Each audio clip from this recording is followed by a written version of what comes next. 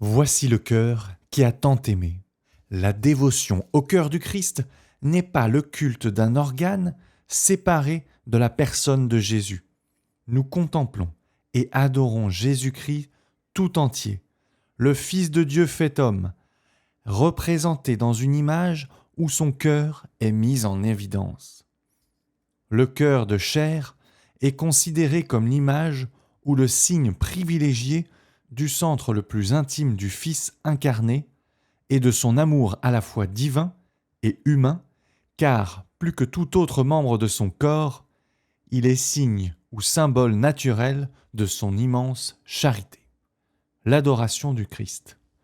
Il est indispensable de souligner que nous sommes dans une relation d'amitié et d'adoration avec la personne du Christ, attirés par son amour, représenté par l'image de son cœur. Nous vénérons cette image qui le représente, mais l'adoration ne s'adresse qu'au Christ vivant, dans sa divinité et dans toute son humanité, afin de nous laisser étreindre par son amour humain et divin.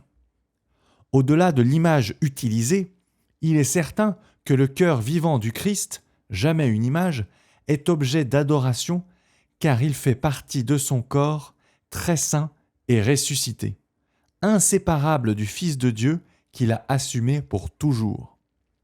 Il est adoré en tant que cœur de la personne du Verbe auquel il est inséparablement uni.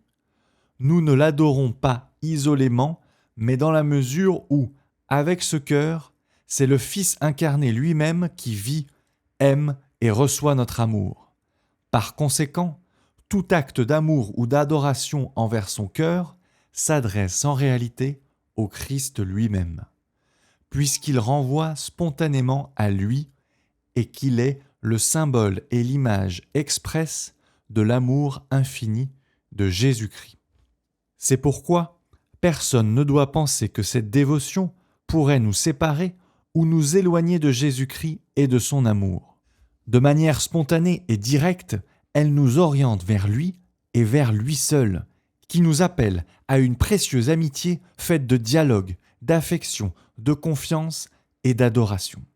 Ce Christ, au cœur transpercé et brûlant, est le même qui est né à Bethléem par amour, qui a parcouru la Galilée en guérissant, en caressant, en répandant la miséricorde, le même qui nous a aimés jusqu'au bout en ouvrant les bras sur la croix.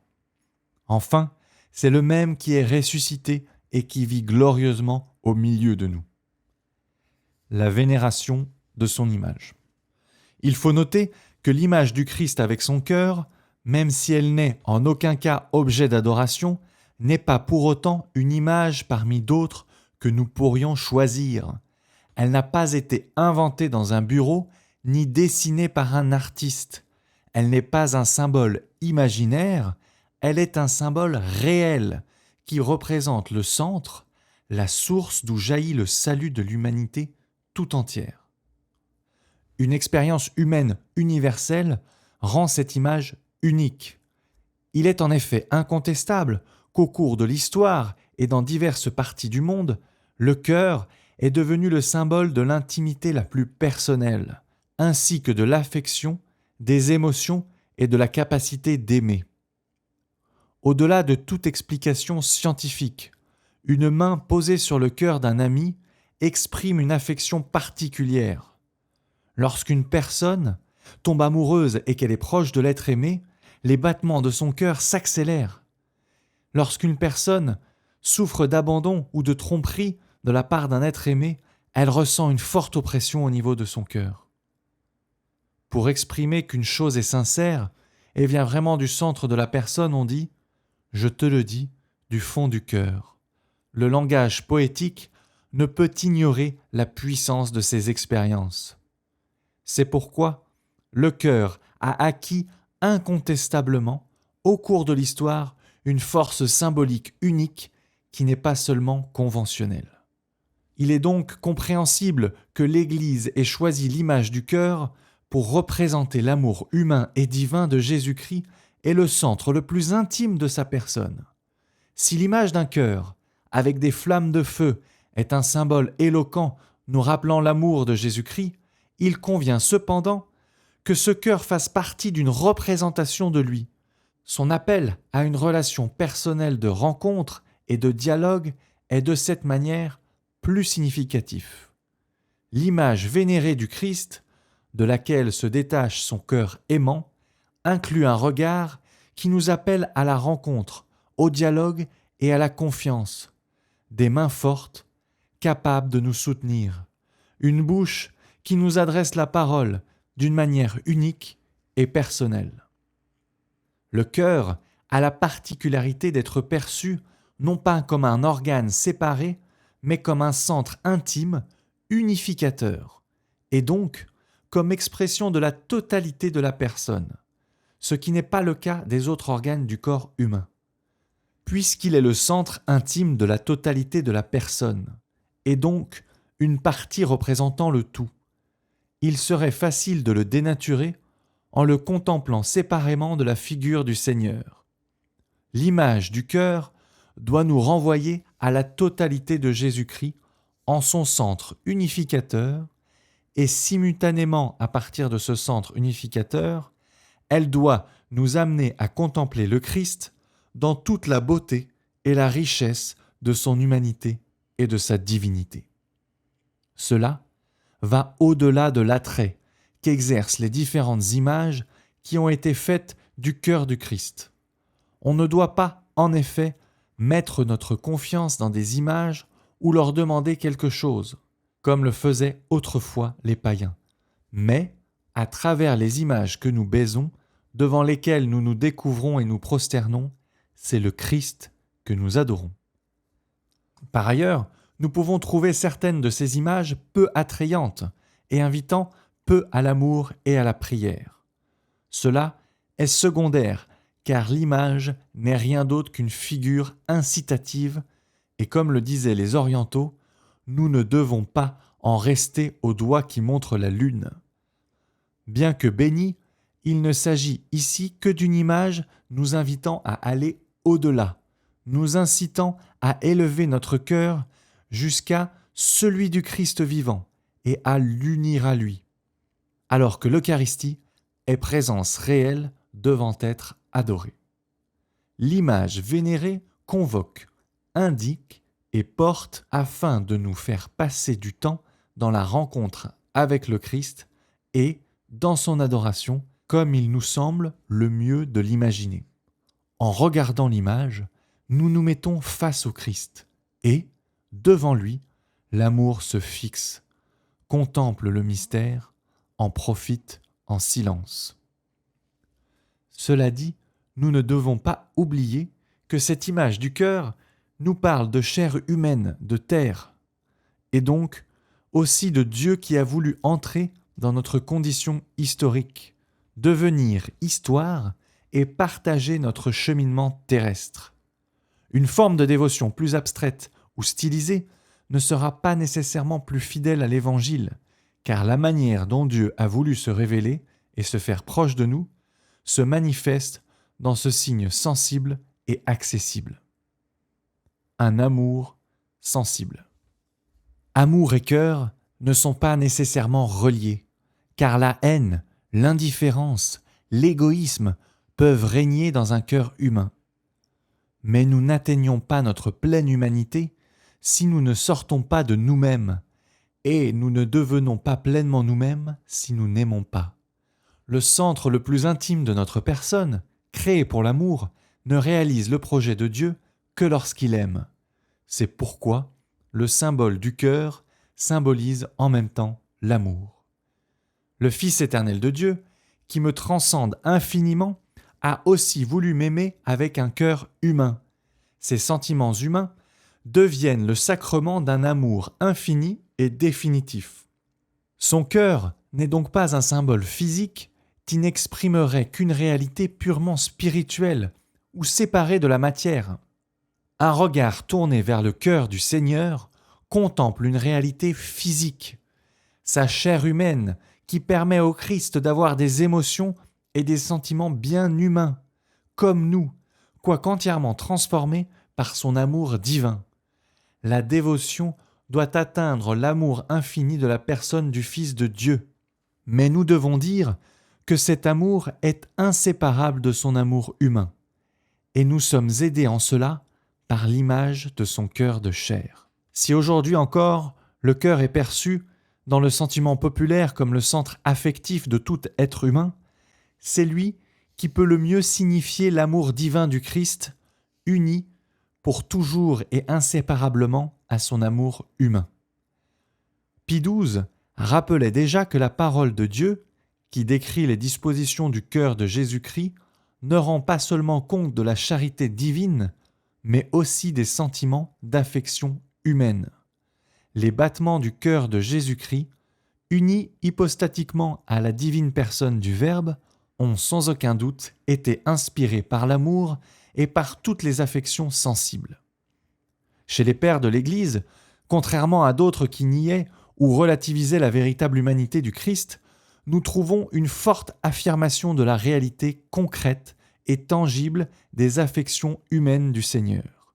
Ainsi, saint Basile souligne que l'incarnation n'est pas une chose imaginaire, mais que le Seigneur a pris sur lui les passions de la nature.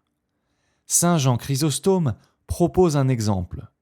S'il n'avait pas eu notre nature, il n'aurait jamais été en proie à la douleur. Saint Ambroise affirme « Puisqu'il a pris une âme, il a pris les passions de l'âme. » Et saint Augustin présente les affections humaines comme une réalité qui, une fois assumée par le Christ, n'est plus étrangère à la vie de la grâce. Ce qui affecte la faiblesse humaine, comme la chair même de l'humaine faiblesse, ainsi que la mort de la chair humaine, le Seigneur Jésus-Christ l'a pris, non par une nécessité de sa condition, mais par sa volonté de miséricorde, afin que, s'il arrive à quelqu'un d'être affligé et de souffrir au milieu des tentations humaines, il ne se croit pas pour autant étranger à sa grâce. Enfin, saint Jean Damascène considère l'expérience affective réelle du Christ dans son humanité comme un signe qu'il a assumé notre nature dans sa totalité et non partiellement, afin de la racheter et de la transformer entièrement. Le Christ a donc assumé tous les éléments qui composent la nature humaine, afin que tous soient sanctifiés. Il vaut la peine d'inclure ici la réflexion d'un théologien qui reconnaît qu'en raison de l'influence de la pensée grecque, la théologie a longuement relégué le corps et les sentiments dans le monde du préhumain, du sous-humain, ou tentateur du véritable humain. Mais ce que la théologie n'a pas résolu en théorie a été résolu dans la pratique par la spiritualité. Celle-ci et la religiosité populaire ont maintenu vivante la relation avec les aspects somatiques, psychologiques et historiques de Jésus. Les chemins de croix, les dévotions aux plaies, la spiritualité du précieux sang, la dévotion au cœur de Jésus, les pratiques eucharistiques.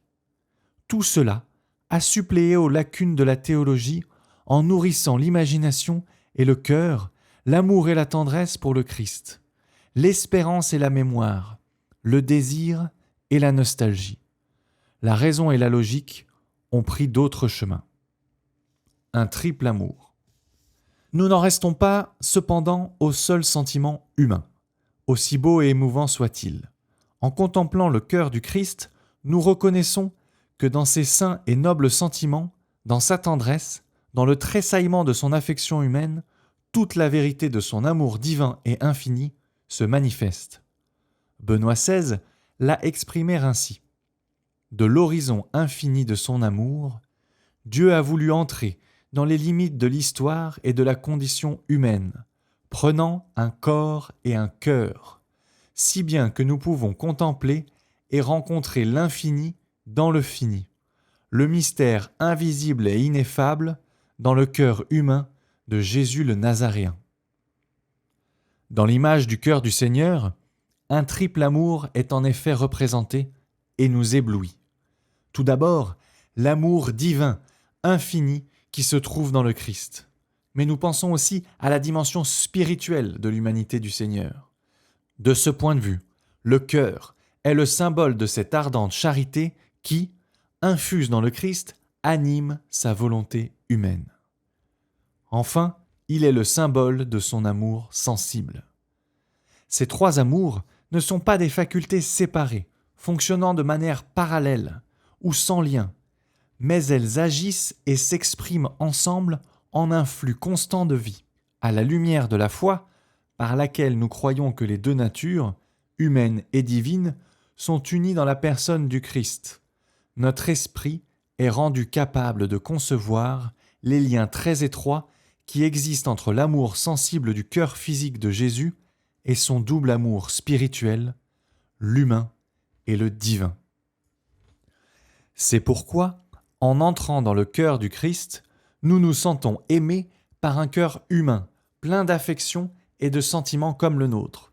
Sa volonté humaine veut nous aimer librement, et cette volonté spirituelle est pleinement illuminée par la grâce et la charité. Lorsque nous atteignons les profondeurs de ce cœur, nous sommes inondés par la gloire incommensurable de son amour infini de Fils éternel, que nous ne pouvons plus séparer de son amour humain.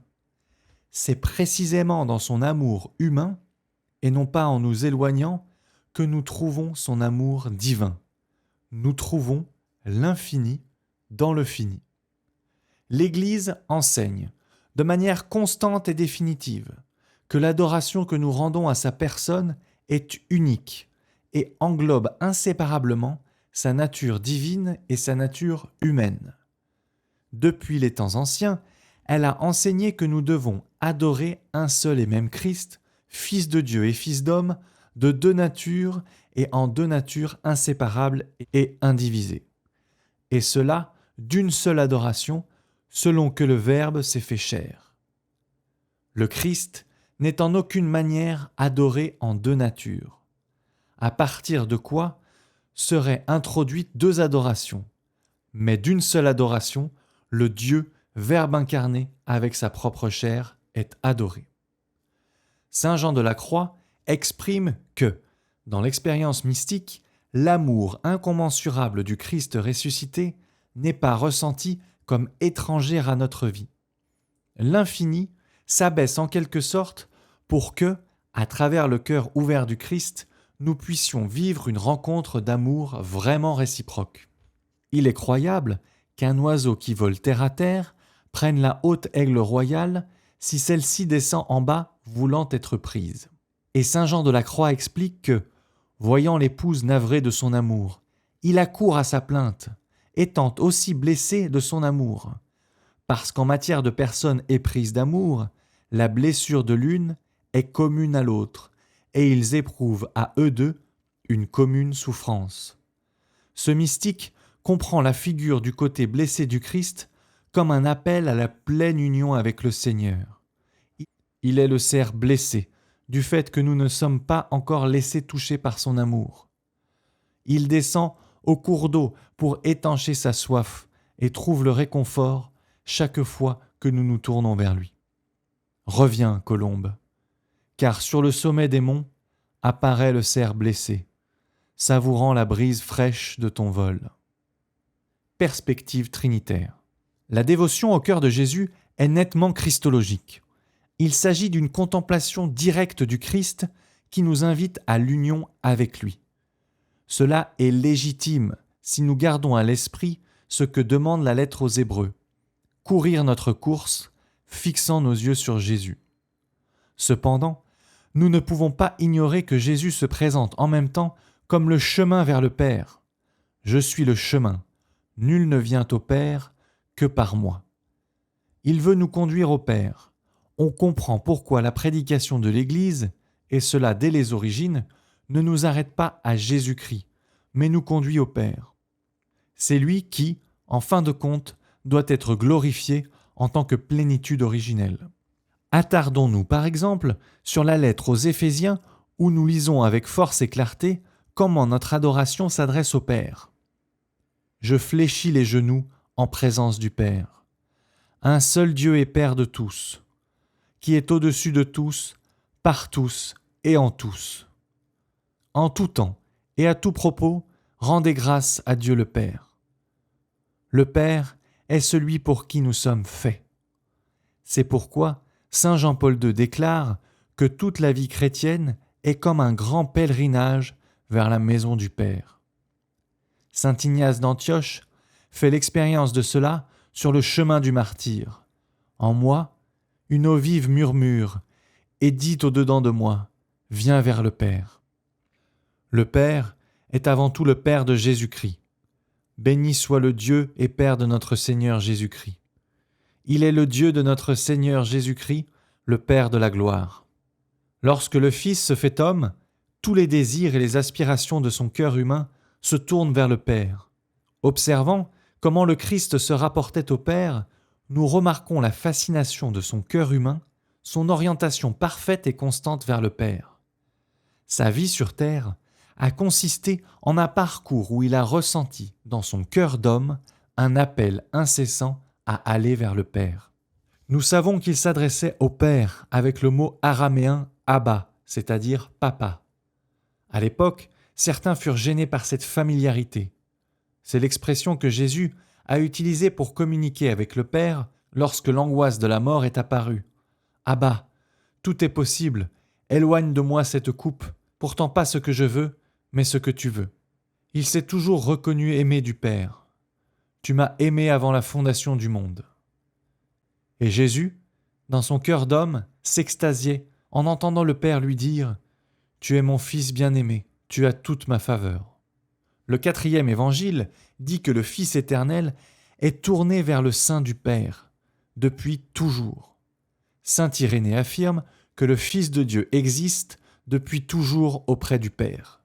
Et Origène soutient que le Fils demeure dans la contemplation ininterrompue de l'abysse paternel. C'est pourquoi, lorsque le Fils se fait homme, il passe des nuits entières à converser avec le Père bien-aimé, sur le sommet de la montagne. Il dit « Je dois être dans la maison de mon Père ». Regardons sa louange. Il tressaillit de joie sous l'action de l'Esprit Saint et dit « Je te bénis, Père, Seigneur du ciel et de la terre ».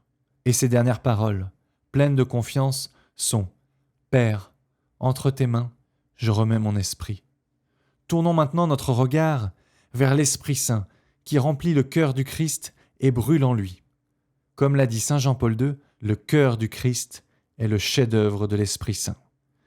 Il ne s'agit pas non plus du passé, car dans le cœur du Christ est vivante l'action de l'Esprit Saint, auquel Jésus a attribué l'inspiration de sa mission, et dont il avait promis l'envoi lors de la dernière scène.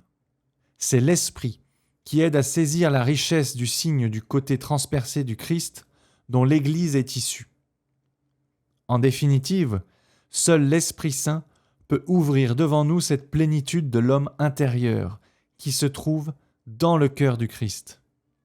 Lui seul peut introduire progressivement la force de cette plénitude dans nos cœurs humains. En essayant de pénétrer le mystère de l'action de l'Esprit, nous voyons qu'il gémit en nous et dit « Abba ». La preuve que vous êtes des fils, c'est que Dieu a envoyé dans nos cœurs l'Esprit de son Père qui crie « Abba Père ». En effet, l'Esprit en personne se joint à notre esprit pour attester que nous sommes enfants de Dieu. L'action de l'Esprit Saint dans le cœur humain du Christ provoque en permanence cette attirance vers le Père. Et lorsqu'il nous unit au sentiment du Christ par la grâce, il nous fait participer à la relation de celui-ci avec le Père. Il est un esprit de fils adoptif qui nous fait nous écrier « Abba Père ». Notre relation avec le cœur du Christ se transforme alors sous l'impulsion de l'Esprit qui nous oriente vers le Père, source paternelle de la vie et origine suprême de la grâce. Le Christ ne désire pas que nous nous arrêtions à lui. L'amour du Christ est une révélation de la miséricorde du Père. Son désir est que, poussés par l'Esprit qui jaillit de son cœur, avec lui et en lui, nous allions vers le Père. La gloire est adressée au Père par le Christ, avec le Christ et dans le Christ. Saint Jean-Paul II a enseigné que le cœur du Sauveur nous invite à remonter à l'amour du Père qui est la source de tout amour authentique. C'est précisément cela que l'Esprit Saint cherche à cultiver dans nos cœurs en venant à nous à partir du cœur du Christ. C'est pourquoi La liturgie, sous l'action vivifiante de l'Esprit, se tourne toujours vers le Père à partir du cœur ressuscité du Christ. Expression magistérielle récente. Le cœur du Christ est présent de différentes manières dans l'histoire de la spiritualité chrétienne. Dans la Bible et dans les premiers siècles de l'Église, il apparaît sous la forme du côté blessé du Seigneur, comme une source de grâce ou bien comme appel à une rencontre intime d'amour. Il ne cesse de réapparaître dans le témoignage de nombreux saints jusqu'à nos jours. Au cours des derniers siècles, cette spiritualité a pris la forme d'un véritable culte du cœur du Seigneur. Nombre de mes prédécesseurs ont évoqué le cœur du Christ et de manière très diverse nous ont invités à nous unir à lui. À la fin du XIXe siècle, Léon XIII nous invita à nous consacrer à lui, unissant dans sa proposition l'invitation à l'union avec le Christ, à l'admiration de la splendeur de son amour infini. Une trentaine d'années plus tard, Pie XI présenta cette dévotion comme une synthèse de l'expérience de foi chrétienne. Pie XII affirma ensuite que le culte du Sacré-Cœur exprime de manière excellente, en une sublime synthèse, notre culte envers Jésus-Christ. Plus récemment, Saint Jean-Paul II a présenté le développement de ce culte au cours des siècles passés, comme une réponse à la croissance de formes de spiritualité rigoristes et désincarnées qui oubliaient la miséricorde du Seigneur, mais aussi comme un appel actuel à un monde qui cherche à se construire sans Dieu. La dévotion du Sacré-Cœur, telle qu'elle s'est développée en Europe il y a 2 siècles, sous l'impulsion des expériences mystiques de Sainte Marguerite Marie Alacoque, a été une réponse au rigorisme jansénite qui avait fini par ignorer la miséricorde infinie de Dieu. L'homme de l'an 2000 a besoin du cœur du Christ pour connaître Dieu et se connaître lui-même, et il en a besoin pour construire la civilisation de l'amour. Benoît XVI a invité à reconnaître le cœur du Christ comme une présence intime et quotidienne dans la vie de chacun. Toute personne a besoin d'avoir un centre dans sa vie, une source de vérité et de bonté à laquelle puiser pour affronter les diverses situations et difficultés de la vie quotidienne. Chacun de nous, lorsqu'il fait silence, a besoin d'entendre non seulement les battements de son propre cœur, mais aussi, plus profondément, les battements d'une présence sûre, perceptible avec les sens de la foi, et pourtant bien plus réelle, la présence du Christ, cœur du monde. Approfondissement et actualité. L'image symbolique et expressive du cœur du Christ n'est pas l'unique moyen que nous donne l'Esprit Saint pour rencontrer l'amour du Christ. Et elle aura toujours besoin d'être enrichie, éclairée et renouvelée par la méditation, la lecture de l'Évangile et la maturation spirituelle. Pie XII disait déjà que l'Église ne prétend pas que dans le cœur de Jésus, l'on doive voir et adorer l'image dite formelle, c'est-à-dire le signe parfait et absolu de son amour divin, puisqu'il n'est pas possible d'en représenter l'essence intime d'une façon adéquate par quelconque image créée.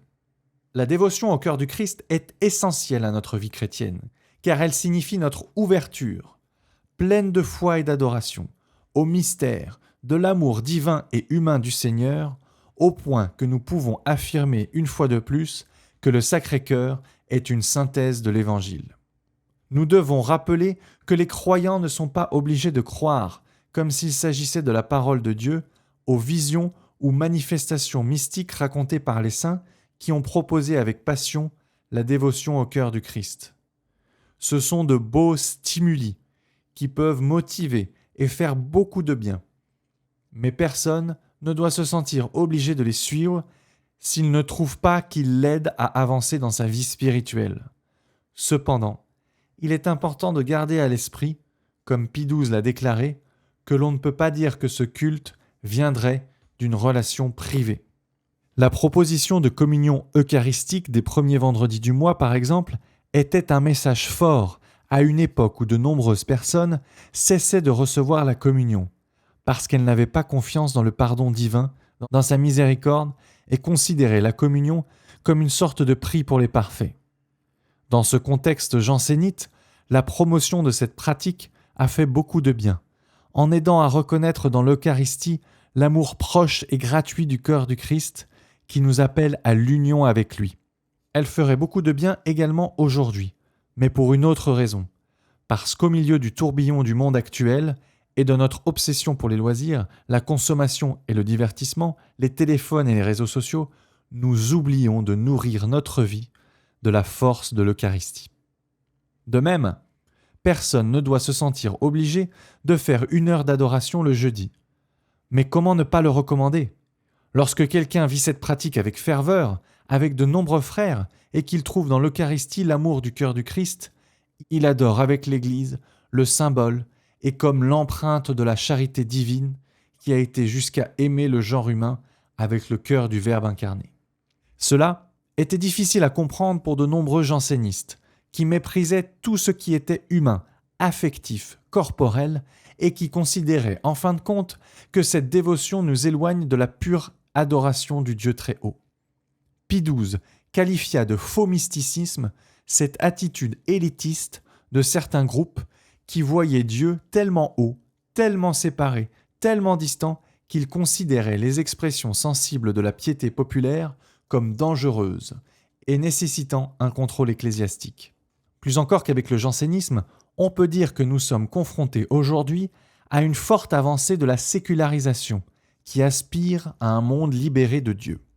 En outre, diverses formes de religiosité, privées de référence à une relation personnelle avec un Dieu d'amour, se multiplient dans la société et sont de nouvelles manifestations d'une spiritualité sans chair. Cela est vrai. Mais je dois souligner qu'un dualisme jansénite préjudiciable renaît sous de nouveaux traits au sein même de l'Église. Il a acquis une nouvelle force au cours de ces dernières décennies. Il est une manifestation de ce gnosticisme qui ignorait la vérité, du salut de la chair et qui fut dommageable à la spiritualité des premiers siècles de la foi chrétienne. C'est pourquoi je tourne mon regard vers le cœur du Christ et je vous invite à renouveler votre dévotion.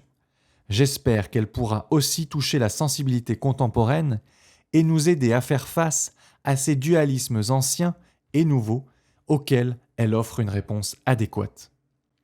Je voulais ajouter que le cœur du Christ nous libère en même temps d'un autre dualisme, celui des communautés et des pasteurs qui se concentrent uniquement sur les activités extérieures, les réformes structurelles dépourvues d'évangile, les organisations obsessionnelles, les projets mondains, les réflexions sécularisées, les propositions qui se présentent comme des prescriptions que l'on veut parfois imposer à tous. Il en résulte souvent un christianisme qui oublie la tendresse de la foi, la joie du dévouement au service, la ferveur de la mission de personne à personne, la fascination pour la beauté du Christ, la gratitude passionnée pour l'amitié qu'il offre et pour le sens ultime qu'il donne à la vie. Il s'agit d'une autre forme de transcendantalisme trompeur, tout aussi désincarné.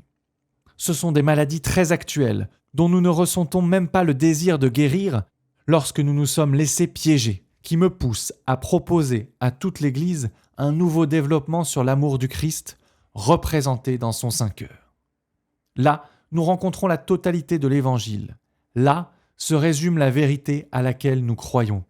Là se trouve ce que nous adorons et cherchons dans la foi. Là se trouve ce dont nous avons le plus besoin. Devant le cœur du Christ, il est possible de revenir à la synthèse incarnée de l'Évangile et de vivre ce que je proposais il y a peu en rappelant la chère Sainte Thérèse de l'Enfant Jésus. L'attitude la plus appropriée est de placer la confiance du cœur hors de soi-même, en la miséricorde infinie d'un Dieu qui aime sans limite et qui a tout donné sur la croix de Jésus-Christ. Sainte Thérèse de l'Enfant Jésus a vécu cela intensément, parce qu'elle avait découvert dans le cœur du Christ que Dieu est amour. À moi, il a donné sa miséricorde infinie, et c'est à travers elle que je contemple et adore les autres perfections divines. C'est pourquoi la prière la plus populaire, adressée comme une flèche au cœur du Christ, dit simplement « J'ai confiance en toi ». J'ai confiance en toi. Aucune autre parole n'est nécessaire. Dans les chapitres suivants, nous allons souligner deux aspects fondamentaux que la dévotion au Sacré-Cœur doit réunir aujourd'hui pour continuer à nous nourrir et à nous rapprocher de l'Évangile. L'expérience spirituelle personnelle et l'engagement communautaire et missionnaire.